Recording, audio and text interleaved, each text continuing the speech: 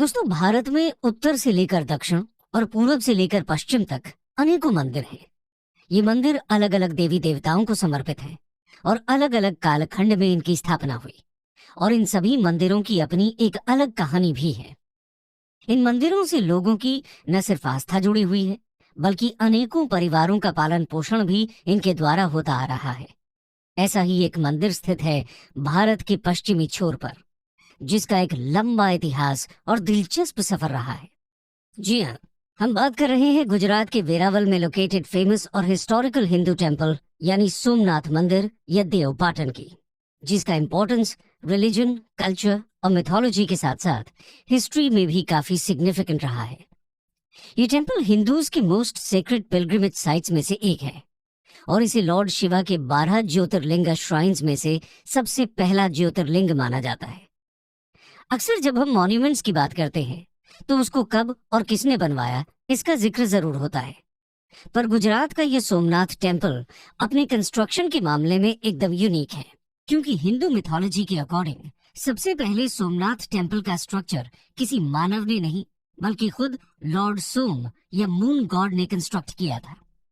हालांकि अगर historical point of view से भी देखें तो 1951 के अपने फाइनल कंस्ट्रक्शन से पहले इसे कई बार डिस्ट्रॉय किया गया और कई अलग अलग रूलर्स ने इसे रिकंस्ट्रक्ट कराया। लेकिन अभी भी ये अनक्लियर है कि सोमनाथ टेम्पल के फर्स्ट स्ट्रक्चर को एग्जैक्टली कब बनाया गया, जो फर्स्ट मिलेनियम के अर्ली सेंचुरी से 9th सेंचुरी सीई के बीच माना जाता है। अगर बात करें स्ट्रक्चर की, तो ये टेम्पल 3 मेजर पार्ट्स में डिवाइडेड है, यानी गर्भगृह, सभा मंडप और नृत्य मंडप। साथ ही इसकी पीक की ऊंचाई 150 फीट है और पीक पर लगे अर्न का वेट 10 टन है। इसके अलावा टेम्पल का मेन फ्लैग 27 फीट की ऊंचाई का है। तो दोस्तों, आइए बिना किसी देरी के समझते हैं इस ग्रेट आर्किटेक्चरल मार्वल के दिलचस्प इतिहास को। History of Somnath. दोस्तों, सोमनाथ की साइट एंशिएंट टाइम से ही एक पिलग्रिमेज साइट रही है, जिसकी वजह थी इसका एक त्रिवेणी संगम होना, यानी कपिला, हिरन और सरस्वती रिवर का कॉन्फ्लुएंस। और मिथोलॉजी के हिसाब से कहा जाता है कि जब एक कर्स के चलते मून गॉड सोम अपनी लस्टर यानी चमक खो देते हैं, तब इसी साइट पर सरस्वती रिवर में नहाने से उन्हें अपना लस्टर वापस मिल जाता है, यानी जिसे हम वैक्सिंग और वेनिंग ऑफ मून के नाम से जानते हैं। इंटरेस्टिंग बात यह है दोस्तों कि इसी ट्रेडिशन के चलते इस टाउन का नाम प्रभास यानी लस्टर पड़ा। इस टाउन के ऑल्टरनेटिव नेम्स जैसे सोमेश्वर या सोमनाथ भी इसी ट्रेडिशनल टेल से अराइज हुए हैं। हालांकि सोमेश्वर नाम का हिस्ट्री में मेंशन 9th सेंचुरी के स्टार्टिंग से देखने को मिला। इसका मेंशन 805 से 833 एडी तक रूल करने वाले गुर्जर प्रतिहार किंग नागभट्टा II के रिकॉर्ड्स में मिलता है, जिसमें कहा गया है कि उन्होंने सौराष्ट्र में कई पिलग्रिमेज साइट्स विजिट की, इंक्लूडिंग सोमेश्वर। हालांकि इस रिकॉर्ड पर हिस्टोरियन रोमिला थापर कहती हैं कि ये रिकॉर्ड्स टेम्पल एग्जिस्टेंस को इम्प्लाई नहीं करते हैं और उस समय तक ये बस एक पिलग्रिमेज साइट मात्र ही था। हालांकि ऐसा माना जाता है कि पॉसिबली चालुक्य किंग मूलराज ने सोम यानी मून गॉड को डेडिकेटेड टेम्पल्स पहली बार इस साइट पर 997 सीई में बनाए। लेकिन कुछ हिस्टोरियंस ये भी मानते हैं कि शायद मूलराज ने बस पहले से बने एक स्मॉलर टेम्पल को रेनोवेट कराया होगा। 1950 के बाद हुए सोमनाथ साइट के एक्सकेवेशंस ने सोमनाथ टेम्पल के अर्लीस्ट नोन वर्जन्स के कुछ फैक्ट्स को रिवील किया। एक्सकेवेशंस में एक 10th सेंचुरी टेम्पल के फाउंडेशन स्टोन्स मिले और साथ ही एक टेम्पल के वेल डेकोरेटेड वर्जन के नोटेबल ब्रोकिंग पार्ट्स और डिटेल्स मिले, जिसे गुजराती हिस्टोरियन मधुसूदन ढाकी महमूद गजनी द्वारा डिस्ट्रॉय किया हुआ टेम्पल मानते हैं। साथ ही एक्सकेवेशन करने वाले आर्कियोलॉजिस्ट बीके थापर कहते हैं कि 9th सेंचुरी में सोमनाथ पाटन पर एक टेम्पल स्ट्रक्चर डेफिनेटली था। हालांकि उससे पहले ऐसा कुछ नहीं था। The invasion of Mahmud of Ghazni. Somnath को लेकर सबसे इनफेमस इवेंट 1026 में हुआ, जब भीमा I के रूल में Turkish Muslim ruler Mahmud of Ghazni ने सोमनाथ टेम्पल को रेड और प्लंडर किया। साथ ही टेम्पल की ज्योतिर्लिंग को भी तोड़ दिया गया और इस लूट में गजनी अपने साथ 20 मिलियन दिनार्स की वेल्थ ले गया। हालांकि 1038 एडी के गोवा के एक कदम्ब किंग के इंस्क्रिप्शन पर रिलाय करते हुए रोमिला थापर मानती हैं कि 1026 के गजनी के रेड के बाद टेम्पल की कंडीशन अनक्लियर है, क्योंकि ये इंस्क्रिप्शन टेम्पल की कंडीशन या गजनी के रेड्स पर पजलिंगली साइलेंट था। इस इंस्क्रिप्शन से पता चलता है कि टेम्पल को सिर्फ 12 इयर्स में क्विकली रिपेयर किया गया था और 1038 आते आते फिर से ये एक एक्टिव पिलग्रिमेज साइट बन गया था। रोमिला थापर इसका ये मतलब निकालती है कि गजनी रेड में टेम्पल का कंप्लीट डिस्ट्रक्शन न होकर शायद सिर्फ डेसिक्रेशन हुआ हो। खैर, महमूद ऑफ गजनी की 1026 एडी की इस रेड को 11th सेंचुरी के पर्शियन स्कॉलर अल-बरूनी ने भी कंफर्म किया था।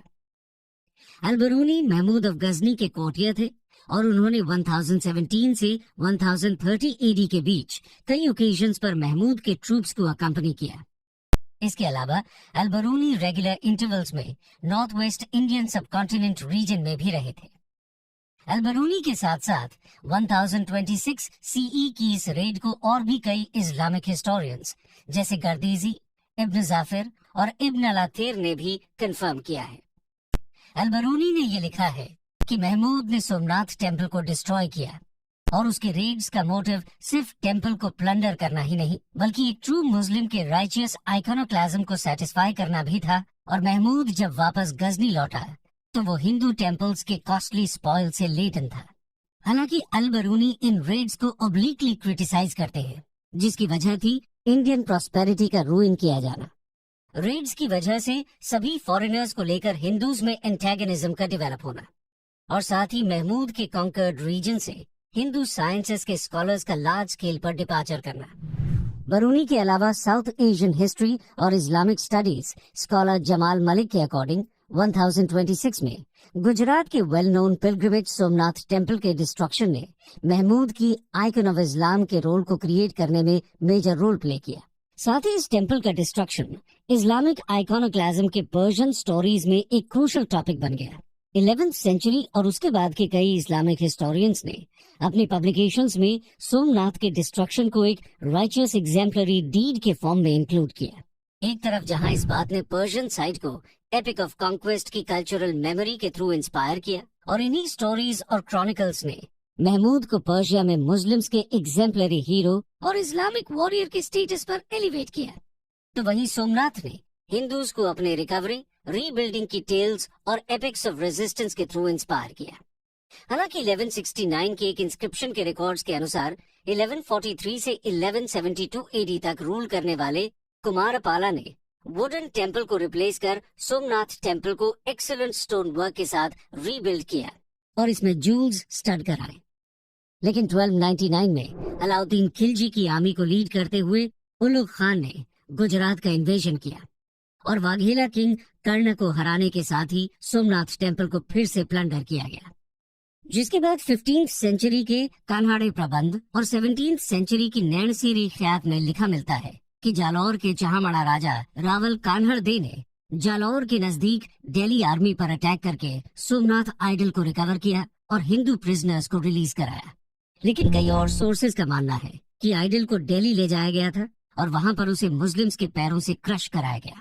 ऐसा क्लेम करने वाले सोर्सेज में अमीर खुसरो का खज़ैनुल फुतूह, जियाउद्दीन बर्नी का तारीख फिरोजी शाही और जीना प्रभासूरी का विविध तीर्थ कल्प जैसे कंटेम्पररी और नियर कंटेम्पररी सोर्सेज शामिल है। इसीलिए पॉसिबिलिटी ये भी हो सकती है कि सोमनाथ आइडल के कान्हड़ दे द्वारा रेस्क्यू की स्टोरी पोस्ट कंटेम्पररी राइटर्स की एक फैब्रिकेशन हो।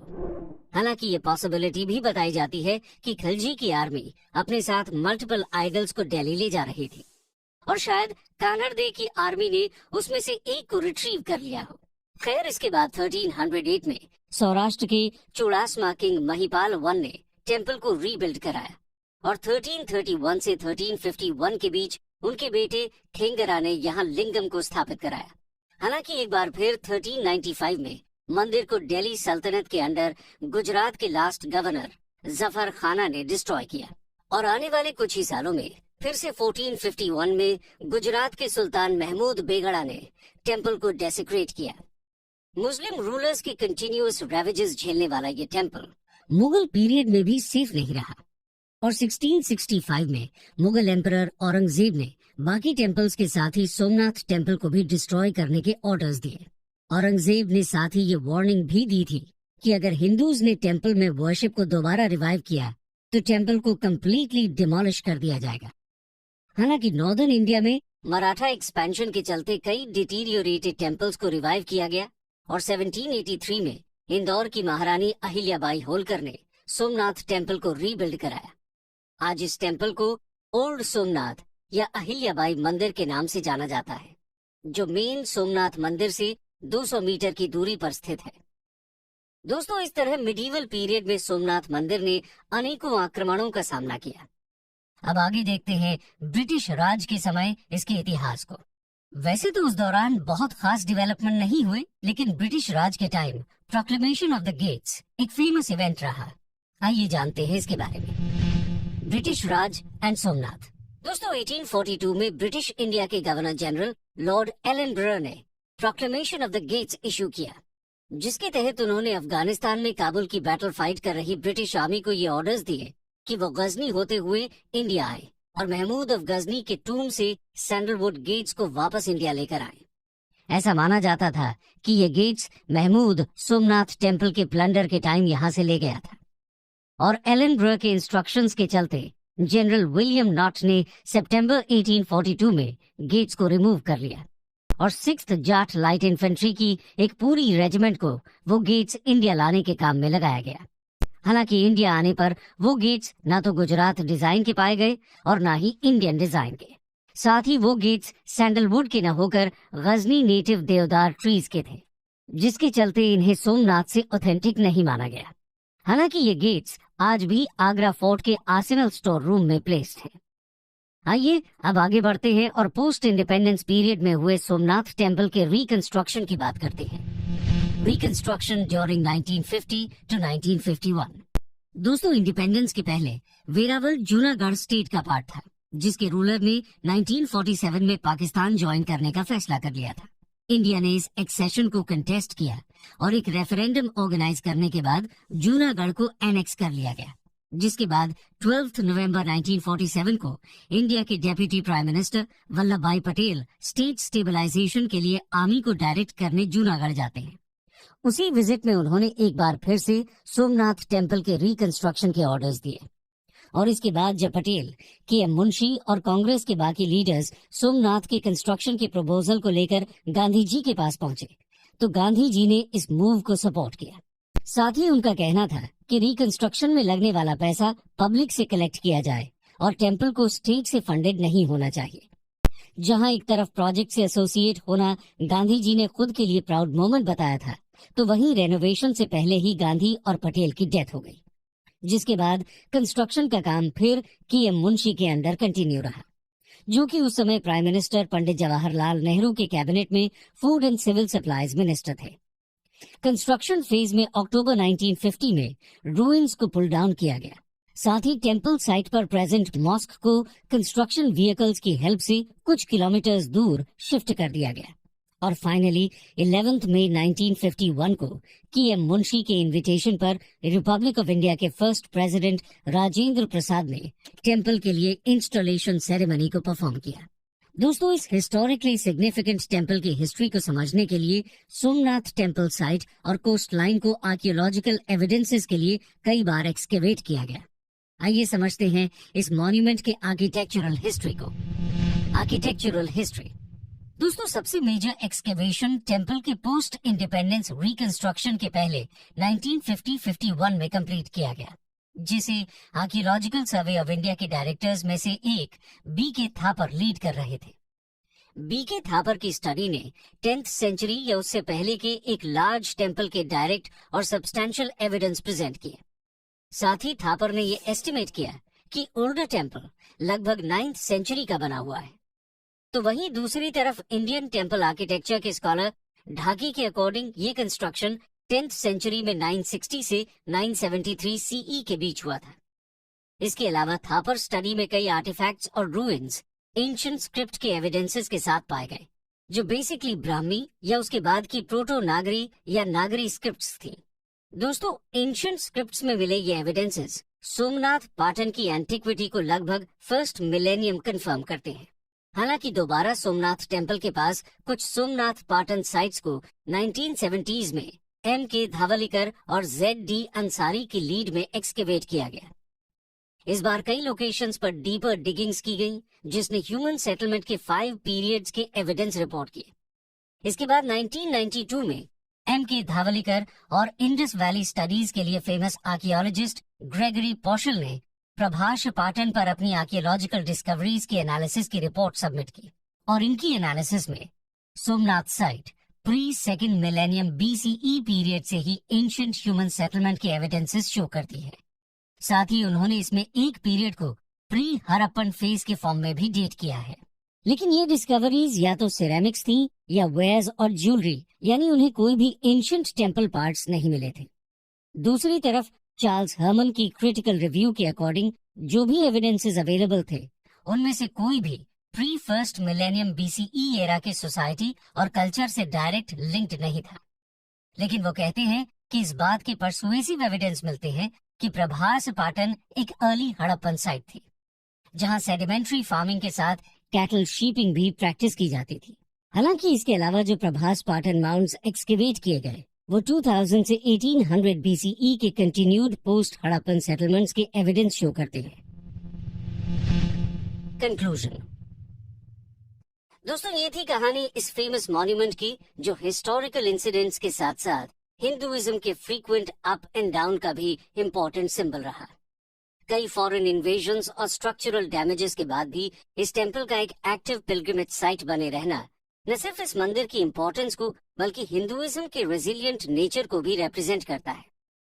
इसके अलावा इस टेम्पल के रिकंस्ट्रक्शंस कंटेम्पररी इंडियन सोसाइटी के कल्चरल हेरिटेज और कल्चरल मेमोरी को बनाए रखने के एफर्ट्स को भी दिखाता है। दोस्तों, सोमनाथ टेम्पल के टूरिज्म को बढ़ाने के लिए और लोकल पॉपुलेशन के वेलफेयर को इंश्योर करने के लिए उस रीजन में मॉनेटरी इन्वेस्टमेंट्स एक बड़े बून साबित होंगे, और प्रेजेंट गवर्नमेंट द्वारा इस दिशा में लिए जा रहे इनिशिएटिव्स वाकई प्रेजवर्दी हैं।